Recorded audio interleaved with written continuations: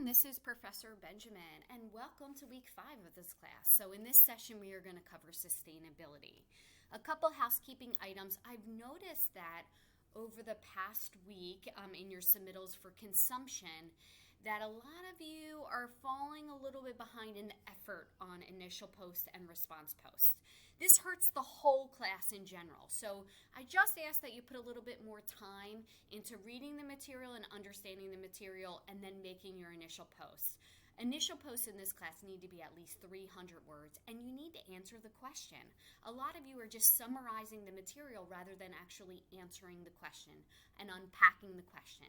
Sometimes this actually requires us to read things more than once or watch things more than once to be able to develop a really important, kind of well thought out answer rather than us at the 11th hour on our phone typing up an initial post. With that being said, too many students are not including paragraphs in their posts. It is impossible at the college level to read posts that do not have paragraphs. Paragraphs are so essential in writing. The introduction, you introduce the question you're answering with some background information. You then make your either for, against, or why or not why, and back it up with thoughts, and then you bring it all together in a conclusion. They should be all separate items within your post. So the least amount of paragraphs in your post should be 3. Most of the time you should have more than that. Make sure that you include paragraphs in your post. From this point forward, you've been given the warning, you will be being docked a lot more points for lack of paragraphs. I know it can be hard. You need to sometimes go back in and actually add the paragraphs if you're copying and pasting in from Word. You need to do that, okay? It's absolutely important. So this week, we're going to cover sustainability. And sustainability sometimes has... It usually incorporates 3 words: people, profit, planet, or economic, social, and environmental. So it's very important for you to understand those concepts. And when I talk about sustainability, I talk about actually companies that are sustainable in this session. And it's because it's important for us to know what companies practice sustainability and where should we be buying materials from that do not believe in the linear system, that line system where there's only inputs and outputs, and the outputs are not put back into the inputs. And when I talk about the linear system, I mean that idea that we take resources, we use those resources, and then we make stuff, and then that stuff ends up in the trash. And the idea that that trash or resources that are used are never thought about how they're recycled or how they can be put back into new stuff again. Sustainable companies think about that. They think about their packaging. They think about the materials that they use within the products. They think about how they can help out their neighbors or how they can help out society in general. And that's what makes a sustainable company a sustainable company. And what ideas you normally have about a sustainable company are usually these are those small businesses. These are those Etsy shops or those little small businesses in your town, the Black-owned businesses, or maybe they are white-owned businesses, but they think about it. There's bookstores. There are awesome things out there that people think about, hey, where am I getting my books from? How can I support them? And these are not your Amazons or your Walmarts or your Targets or even your Starbucks. These are not those companies. The companies that are sustainable, that are thinking about beginning to end of their product, are usually small businesses. But guess what happens with small businesses? Small businesses have to charge higher prices for their items. And they have to charge higher prices for their items because they are thinking about all those steps in the process. They're thinking about what they pay their workers. They're thinking about what happens with their product at the end. They're thinking about maybe that their product is used recycled items, or maybe it's handmade, so they have to pay for their own health insurance. They're thinking about those things, which makes the fact that the product has to cost more money.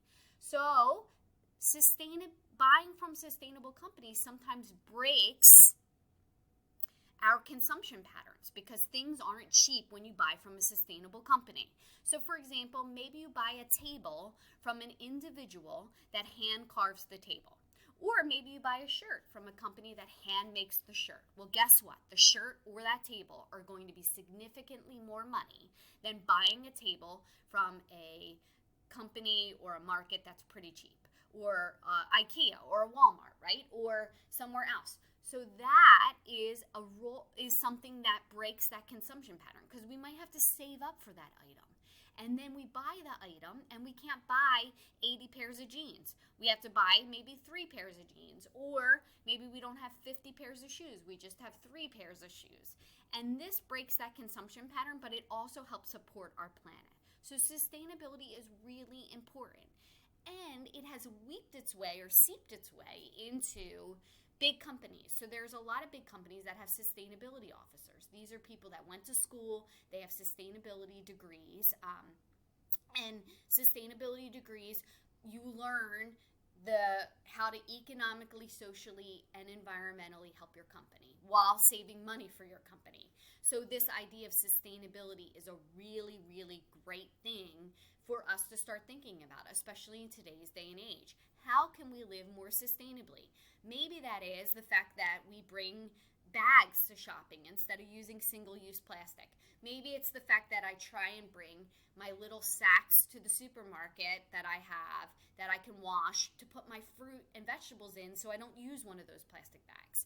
I've even last year, before my kids are only in school for 2 half-a-days, but before that, I tried to buy reusable plastic bags for them. So I would put their snacks in these plastic bags. Yes, it's a pain in the neck because you have to wash them out and let them dry, but it was my little way of trying to be more sustainable for our planet.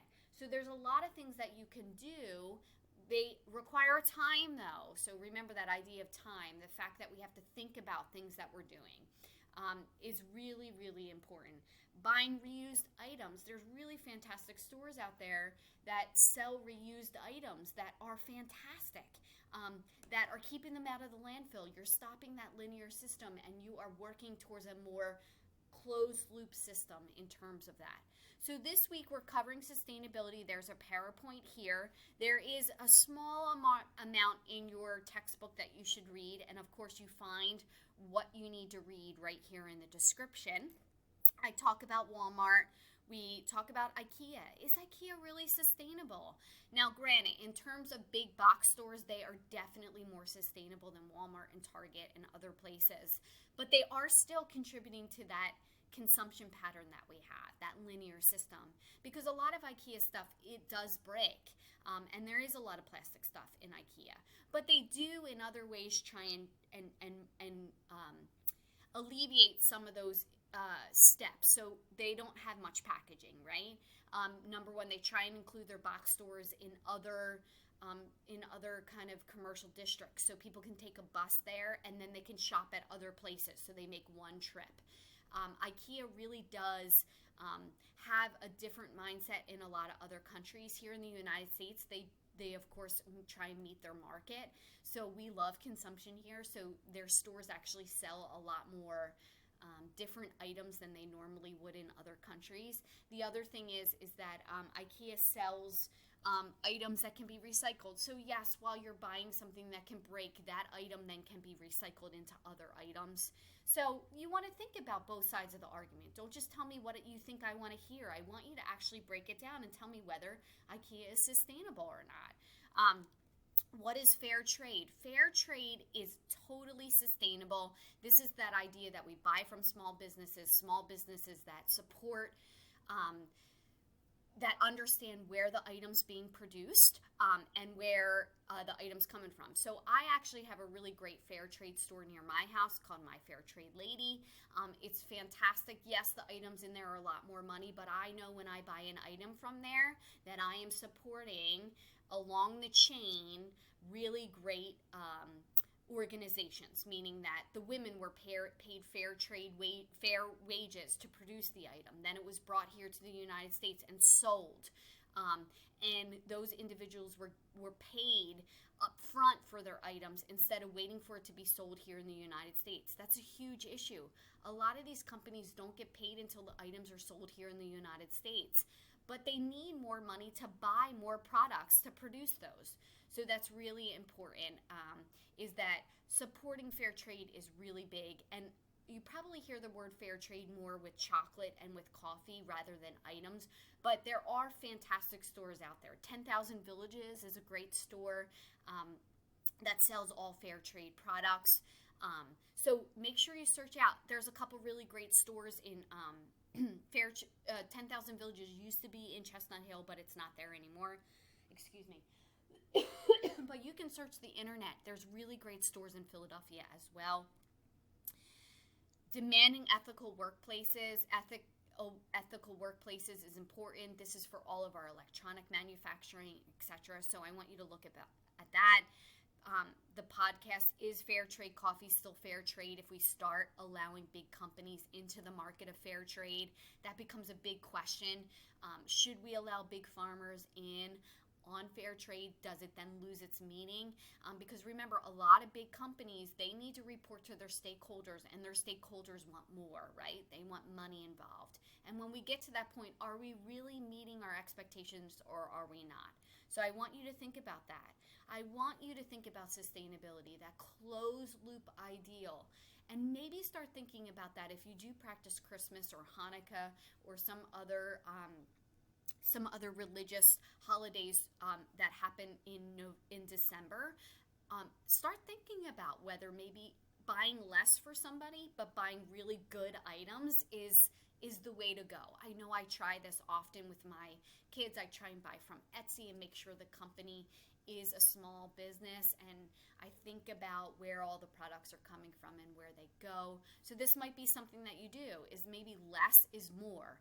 And I think we've moved away from that because what we learned last week in our consumptions, right, is that we've been forced in this direction, that we need more rather than less. And think about that. So I hope that this video helped you. If you notice, you'll have your initial post due by Wednesday, response post due by Friday.